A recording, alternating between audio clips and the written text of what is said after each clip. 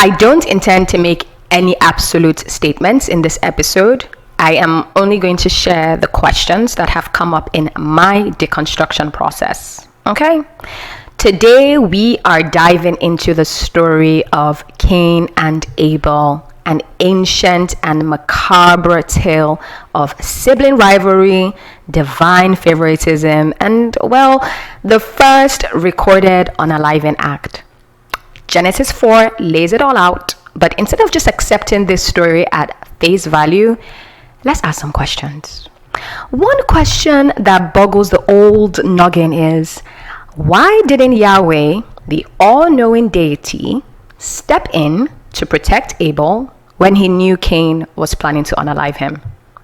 You would think that an omnipotent being would have this on their radar, right? Apparently not. Yahweh sees the future and knows Cain is angry, probably had a front row seat to that whole jealousy fest, but decides to sit this one out. Free will, that's what a lot of Christians would say. Free will. Cain has to make his own choices, and even if that choice is, unaliving a younger family member, Cain had free will.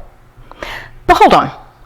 Doesn't that kind of put a bit of responsibility on Yahweh? I mean, if you know something terrible, something awful is about to happen, isn't it just a bit, morally ambiguous to just watch it unfold?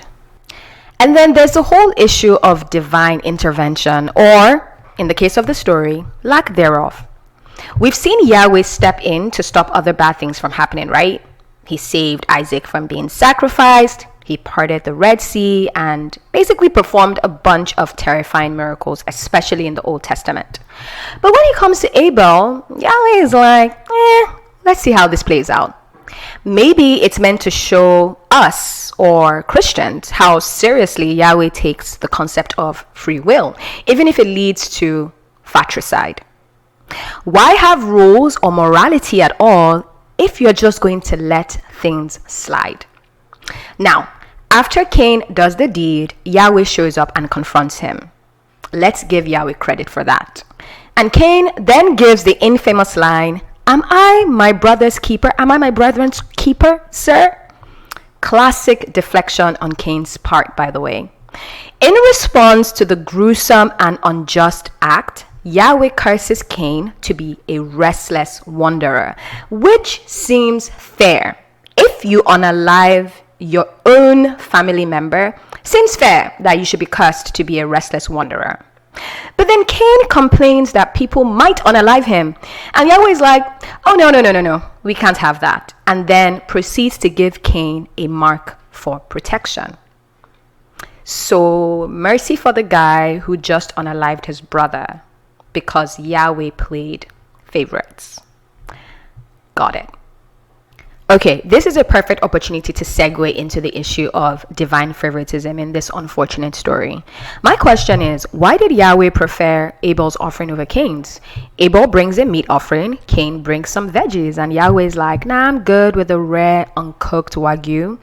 It's almost like Yahweh was playing a cosmic game of who is the better son. And Cain ended up as the loser with a basket of carrots. Naturally, he's pissed off. Pause.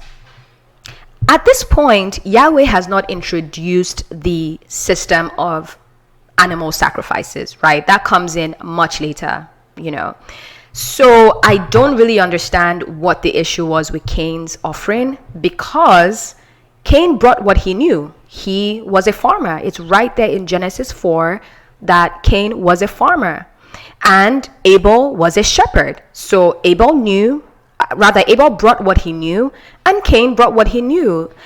Really and truly, when you look at it logically, there was really no issue with the offering. It's like, I'm a poet. So when I was a Christian, I worshipped God with my words, and someone who was in the choir worshipped God with her voice.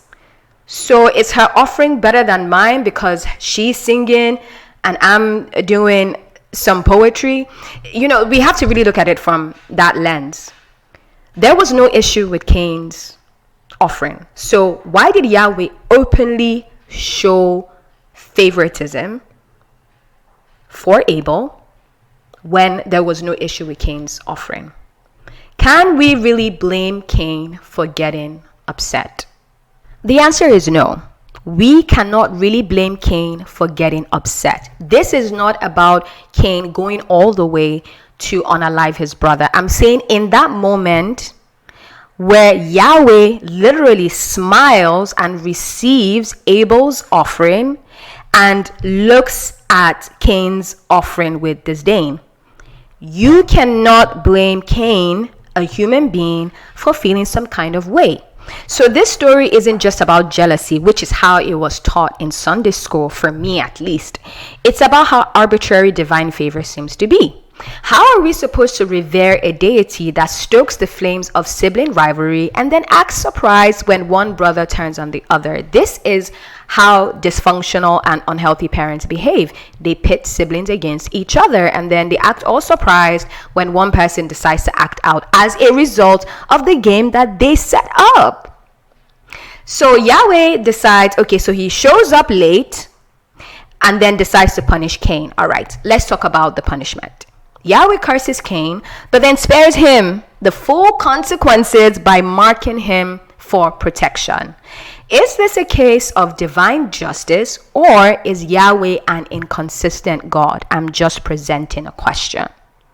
Cain unalives his brother, and instead of good old justice and retribution, Cain gets a divine bodyguard service. If Yahweh really wanted Cain to reflect on his actions, maybe letting him face the consequences would have been more effective. But no, Cain gets to wander the earth with a do not disturb sign on his forehead.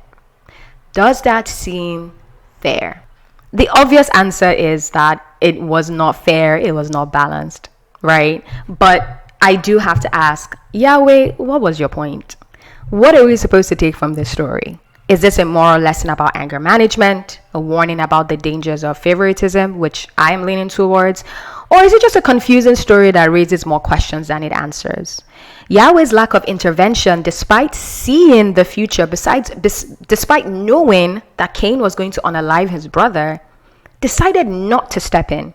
So his lack of intervention, the capriciousness of divine favor, and the half-hearted punishment just doesn't add up to a coherent message. I don't come away from the story looking at Yahweh as the righteous and just God that he's presented to be. I come away from the story feeling like, what is divine justice? What does justice really mean in the eyes of Yahweh? And maybe that's the point, that life and whatever cosmic justice is supposed to govern it doesn't always make sense. Thank you for listening. Until next time, keep questioning.